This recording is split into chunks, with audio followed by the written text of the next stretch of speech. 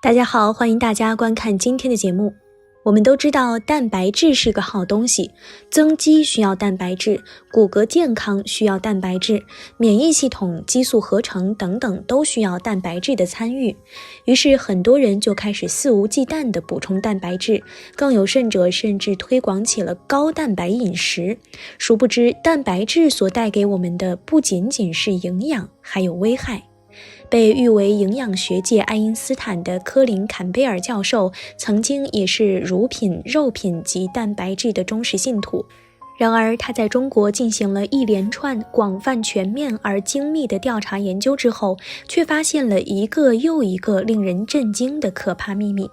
这些个世人认为最营养、最优质的食物奶、蛋与肉类，在实验结果里，它们却成了史上最强、最有效率的健康杀手。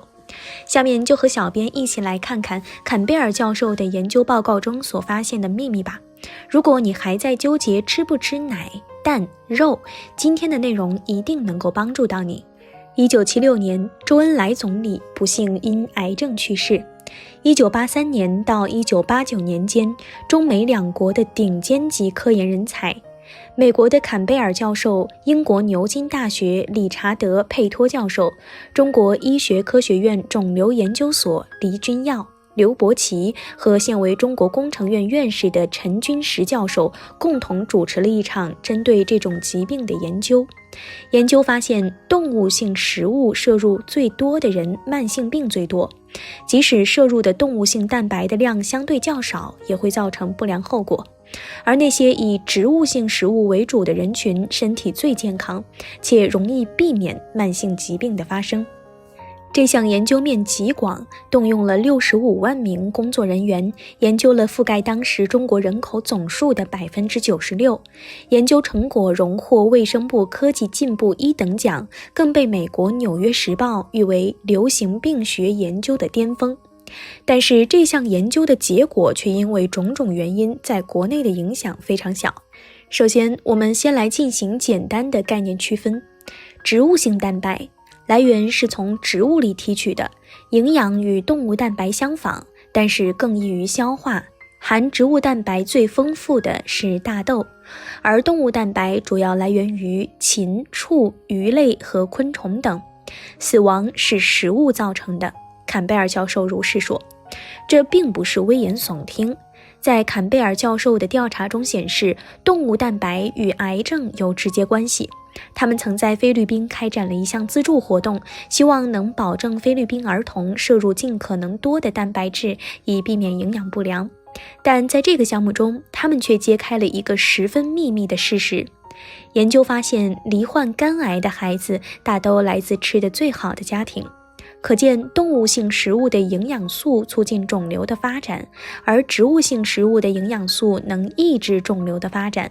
而事实上，营养在调控癌促进方面的作用远比启动性致癌物的剂量重要得多。每天只要吃下60克以上的动物蛋白质，你启动体内致癌因子的几率就会急趋大幅增加。但是只要将动物蛋白质的摄取量减少至20克以下，就算癌症病灶已启动，也能予以控制。而在对动物蛋白的研究过程中，坎贝尔教授还发现了心脏病与蛋白质之间的关系。心脏病医生被认为是心脏类疾病的专家，但他们的专业知识并不能根治心脏病。他们可以减轻疾病的症状，他们知道如何调整心律不齐，他们能给予你干预性的治疗措施，但他们不知道如何治愈心脏病，不知道什么是营养治疗方案。而在降低病人的动物蛋白的摄入后，心脏病却有了不同程度的好转。为此，坎贝尔教授进行了一个实验，18名严重的心脏病患在参与研究计划并实行全食物蔬食后，不仅所有的心绞痛等症状都消失无踪，其中11名病患原本阻塞的动脉都通畅了。到2003年时，有17人都还健在，且都已高龄80多了。然而5名在研究初期就退出实验的病患，到1995年时就相继因心血管状况而过世了。可见心脏病并不是衰老导致的不可避免的结果。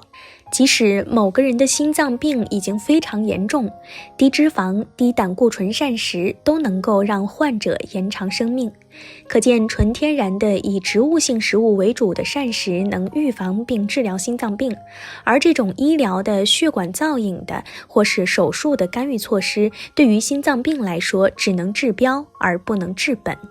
而除了蛋白质与心脏病的研究外，坎贝尔教授他们还研究了蛋白质与糖尿病之间的关系。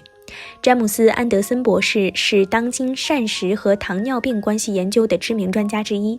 在一项研究中，他让25名1型和25名2型糖尿病住院患者进行食高纤维、高碳水化合物、低脂膳食。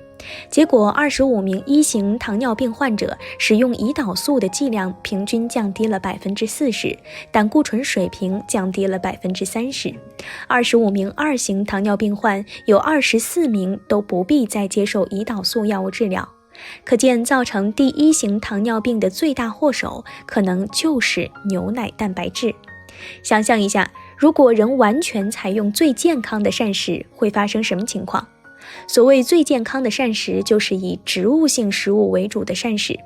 对此结果，詹姆斯·安德森博士曾说道：我有种强烈的预感，就是能做到这点的话，所有的2型糖尿病都能预防。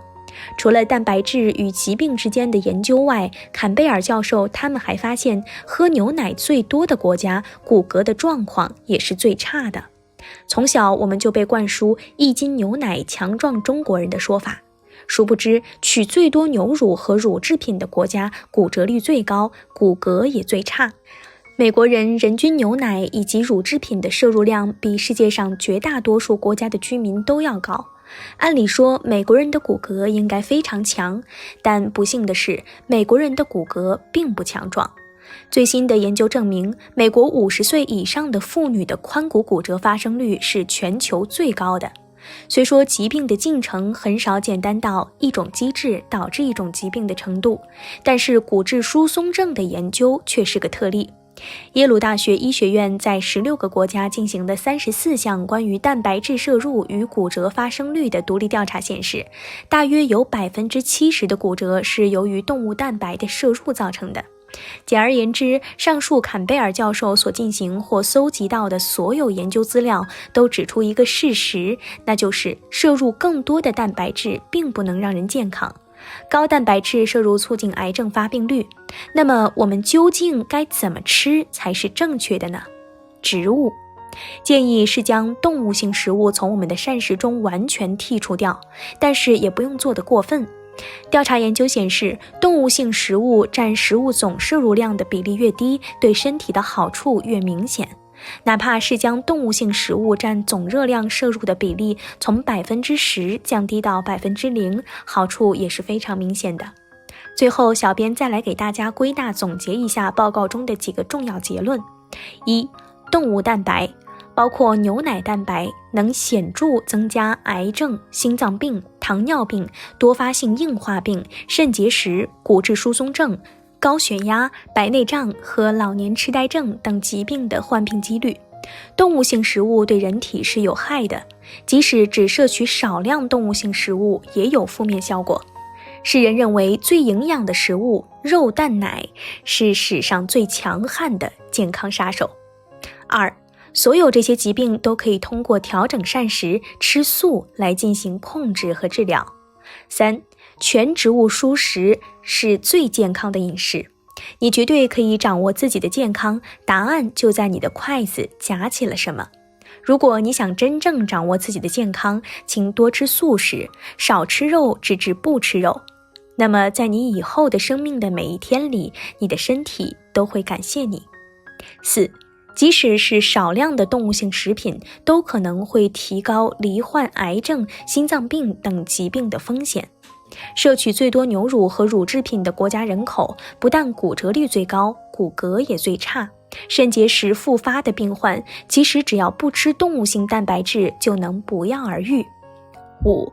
在牛奶蛋白质中占 87% 的酪蛋白，可以促进任何阶段的癌细胞生长。而来自小麦和大豆等的植物蛋白质，吃得再多也不会致癌。所有的动物性蛋白是食物里致癌性最高的物质。动物性食品会促进肿瘤发生，只要吃素就可以阻断癌症生长。植物性食品则可减少肿瘤发生。6. 没有任何手术或化学药物能和低脂植物性饮食一样，对心脏病的治疗这么令人印象深刻。素食能预防各类疾病，在疾病后期阶段同样能终止或扭转病情。7. 进入人体的有毒化学物质 90% 至 95% 是因为吃了动物性产品。动物性蛋白质常会阻碍活性维生素 D 的制造，导致人体血液中活性维生素 D 的浓度过低。8. 借由摄取全植物性的饮食，我们消耗的水、土地和资源减少，制造的污染减少，也能让动物承受较少痛苦。食物的选择不仅影响身心健康，还影响全球环境。9. 动物性食品，最理想的动物性食品建议摄取量是0。研究过程中可以看到，蔬食的好处与效果远胜过医疗上所使用的药物或手术。若科学或医学界的人还对此不闻不问，那么这些人不光是固执，更是不负责任。饮食都是细节问题，很多人一不注意就会越吃越病。小编希望通过今天分享的报告内容，能够让更多人明白素食的好处，尽快加入到素食的队伍中来。好了，今天的内容就和大家分享到这儿了，我们下期节目再见。